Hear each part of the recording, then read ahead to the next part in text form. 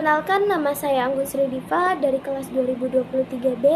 Di video kali ini saya akan membahas tentang teori stilistika, yaitu pengertian teori stilistika, pengertian teori stilistika menurut para ahli, serta manfaatnya, dan yang paling penting adalah penerapan teori stilistika ini dalam sebuah karya sastra. Baik, yang pertama yaitu kita masuk ke dalam pengertian teori stilistika. Nah, jadi stilistika ini adalah suatu ilmu yang digunakan untuk mengkaji cara sastrawan memanipulasi dengan arti memanfaatkan unsur dan kaidah yang terdapat dalam bahasa dan efek yang ditimbulkan oleh pengarang itu. Stilistika ini adalah sebuah ilmu gaya bahasa yang berfokus pada penjabaran gaya bahasa dan merupakan kategori dari ilmu linguistik. Ulasan tentang ilmu gaya bahasa ini merupakan salah satu dalam gaya bahasa lisan. Namun, stilistika lebih berfokus pada ulasan gaya bahasa pada sebuah karya sastra. Kemudian, stilistika ini berfungsi untuk memahami seseorang pujangga mengapa menggunakan bahasa atau kata tertentu pada karyanya. Contohnya adalah pada saat kita mengkomparasi antara gaya bahasa seseorang penyair satu dengan penyair yang lainnya. Nah, jadi gaya bahasa seorang pujangga ini bisa dianalisis atau dijabarkan melalui cara pujangga ini memilih diksi dan kata.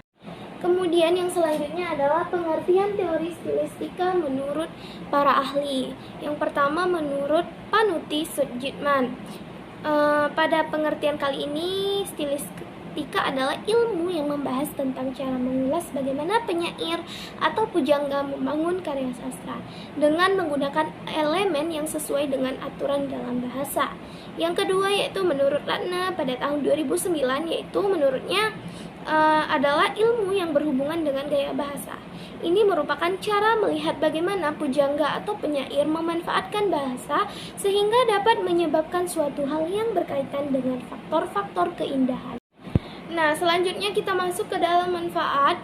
Yang pertama yaitu sisi artistik dari bahasa pada sebuah karya sastra akan semakin ketara dan terbuktikan karena keindahan itu ada parameternya. Yang kedua, keartistikan karya sastra bisa diuraikan dan dijelaskan karena terdapat parameter keindahan yang baku. Yang ketiga, sebagai panduan bagi para pembaca bagaimana cara menikmati karya sastra. Yang keempat, sebagai panduan bagi pembuat karya sastra untuk bahan refleksi dan evaluasi agar karya sastra berikutnya bisa lebih baik dan bisa diperbaiki. Yang kelima yaitu penikmat atau pembaca bisa kritis dengan bahasa yang dipakai pada sebuah karya satu dengan karya yang lain. Baik, kita masuk ke dalam pembahasan yaitu mengenai penerapan dalam karya sastra, yaitu yang pertama adalah diksi. Nah, diksi ini adalah pilihan kata di dalam tulisan yang digunakan untuk memberi makna sesuai dengan keinginan penulis. Syarat diksi ini adalah tepat, benar, dan lazim. Pemilihan diksi yang tidak tepat menyebabkan perbedaan makna dan pesan penulis tidak dapat tersampaikan. Di sini saya mengambil tema puisi Kerikil Tajam dan Terampas dan Yang Putus karya Chairil Anwar, yaitu dari kata yang pertama yaitu adalah kata aku, kalau sampai waktuku.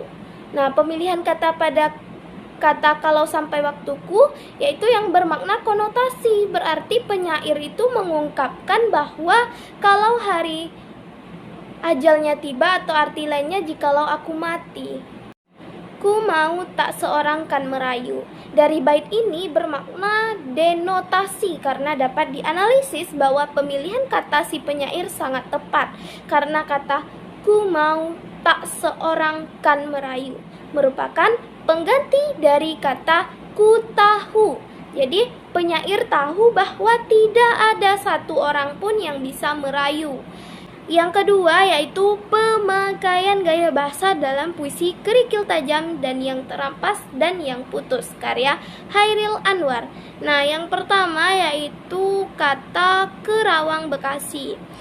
Nah, kita sebelum itu harus mengetahui dulu apa itu metafora. Nah, jadi metafora ini adalah gaya bahasa yang membuat suatu benda itu tidak mempunyai sifat yang biasa, melainkan sifat yang lain. Hal ini terlihat pada kutipan puisi, yaitu aku sekarang api dan aku sekarang laut. Nah, di sini sang penyair itu mengibaratkan dirinya itu seperti laut dan api, karena api itu cenderung mempunyai hawa yang panas dan bias membakar sesuatu, sedangkan mempunyai sifat seperti laut itu karena laut itu selalu bergelombang dikala ada ombak datang menghadang, dan kadang kala bisa tenang sehingga menimbulkan kedamaian jika kita memandangnya. Kemudian yang kedua adalah personifikasi. Nah, personifikasi ini adalah gaya bahasa yang membuat suatu benda mati itu bertingkah seperti manusia. Nah, pada puisi ini, pada kalimat Karawang Bekasi, hal ini itu tampak pada kutipan puisi, yaitu kami sekarang mayat. Nah, dari kalimat kami sekarang mayat, berikan kami arti. Nah, pada puisi itu tersirat makna itu seakan-akan mayat yang secara sifat itu tidak dapat berbicara, bahkan sudah mati ya, seperti itu. Nah, jadi lebih kurang ini yang dapat saya sampaikan dari video kali ini. Lebih dan kurangnya saya mohon maaf. Wassalamualaikum warahmatullahi wabarakatuh.